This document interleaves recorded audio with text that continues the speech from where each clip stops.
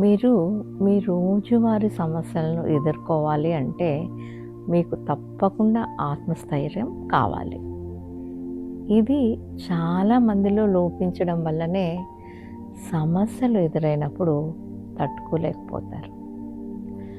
మానవ జన్మ తీసుకున్నప్పుడు మీరు గుర్తుపెట్టుకోవాల్సిన ప్రధానమైన సూత్రం ఏమిటంటే, కర్మ లేనిదే జన్మ రాదు. కర్మ కారణంగా కొన్ని ఆటంకాలు వచ్చినప్పుడు ఆత్మస్థైర్యాన్ని ఎప్పుడూ కోల్పోకండి. సుషుమ్న క్రియాయోగ ధ్యానం అందించే శక్తితో ఆత్మస్థైర్యాన్ని రెట్టింపు చేసుకొని ముందుకు సాగండి. సుషుమ్న క్రియాయోగం చాలా సులభమైన పద్ధతి.